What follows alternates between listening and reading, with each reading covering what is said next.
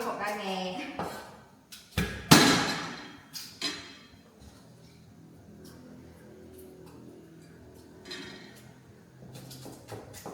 Còn gì đó, có gì đấy rồi. Đấy, gì đấy rồi bỏ không. Em đi đâu quân thử không? Ở que cầm có gì ở cầm que, gì của nó có à, gì giấy, gì nhựa, gì ở bữa gì chị định gì đó bữa như mua thế nào thế này có hết rồi bữa em ha em bỏ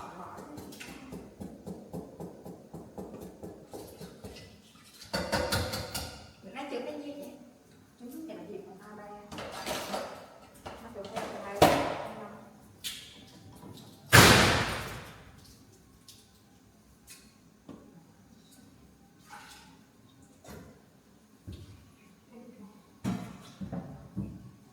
đổ cái đáy nó xuống lấy cái sổ rồi sạch mở vào đây mở ra lấy một chuyện hộ quên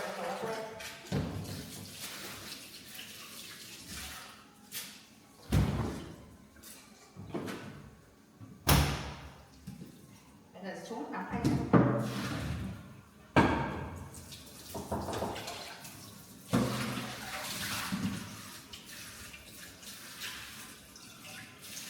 cái phát triển hả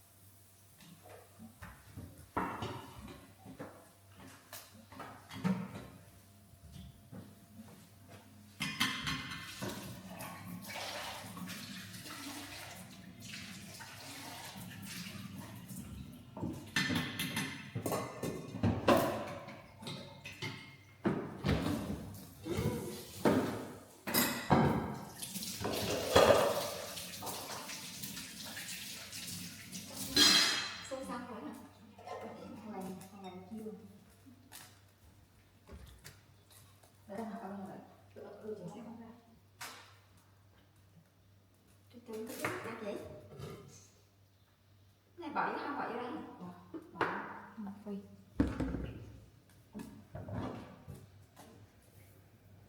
mẹ vậy chưa khô là sao nó còn là nước cứng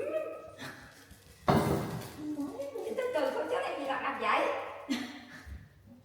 nó có nó không hay đâu không sao sao chị làm ta nó chín cho người à hả nó chín cho người à từ từ nó sao dữ làm hơn cái cách nó dễ hơn kìa ủa chị thấy nó lên khối thì chị nghĩ là nó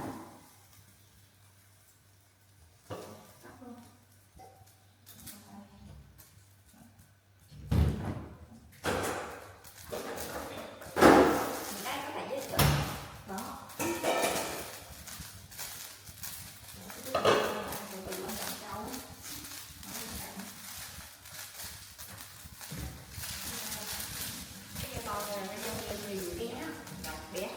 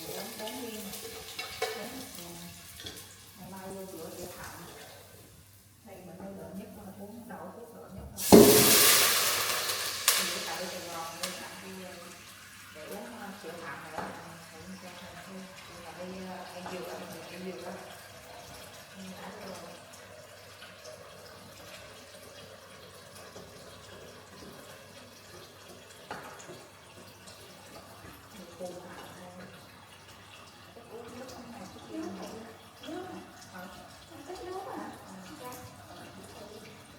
Cây phù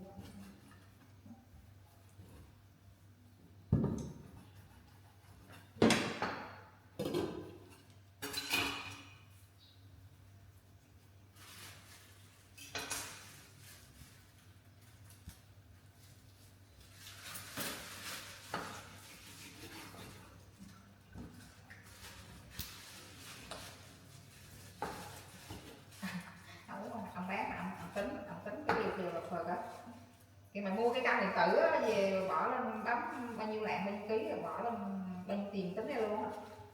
Cân nó dễ không? Người ta hay quá không? Bạn thích hơn hả? Hay hả? Chỉ là cài vô dễ thôi, để mà đăng tiền xem. Không, thế này mình cứ bấm lên này nó hiện lên luôn. Bao nhiêu lạng này bao nhiêu ống. Khỏi người ta khỏi chơi yếu chơi chi. Tính sai luôn. Khỏi chơi mình nói con mình căng gian này.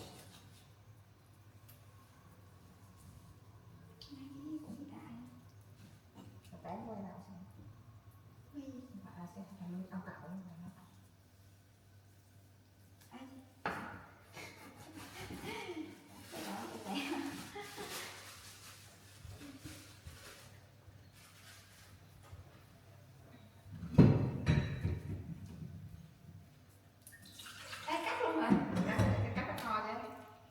Xin phải chỉ của người ta rồi. Cái chỉ. Ủa? Chị lẳng chứ hết thì phải chị này mua phải chị lẳng chứ vô sao? Hàng hiếm nè. Hàng hiếm là hàng có rồi. Chú lương gái vậy còn vào nó rồi á. Dạ. Để đâu cái này.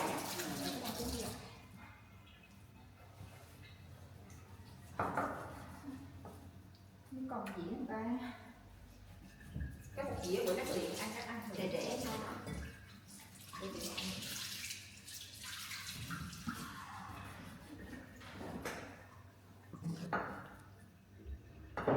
Nhà rồi nó để cái cổ quá. nó không đỏ hả? Nữa là mười mấy con rồi. Buổi sau để Sắp ăn bảy rồi. rồi. Te để hơi ủ ghê á. Cứ hơi hoài. Bây giờ cứ đứng lên vậy má cứng á.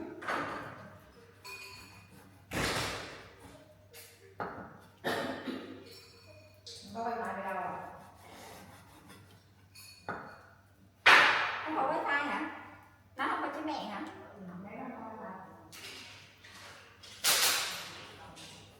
Chị không có số nó luôn hả? Không.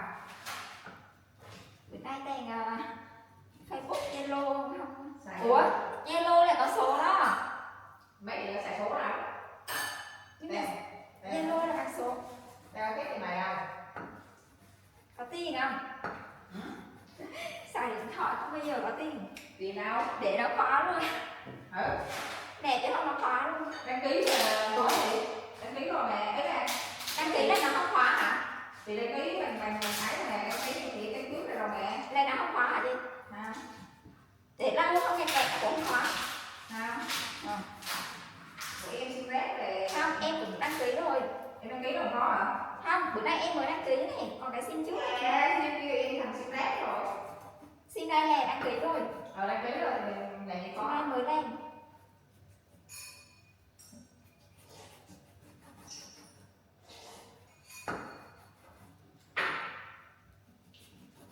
Chắc là bên này. Chắc là lên bộ đồ của em cần.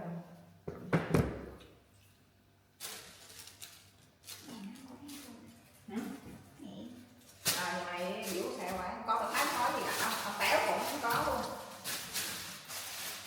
Thử việc làm ăn ra ông téo để đi nước cho mẹ á. Đọc bói bói tự nhiên nó nói đúng vậy ta. Cái là sư thờ gì á. Có thờ có kim, có thiên có lành. Chưa biết thờ cũng. Ý là có cái trang téo cũng được đi.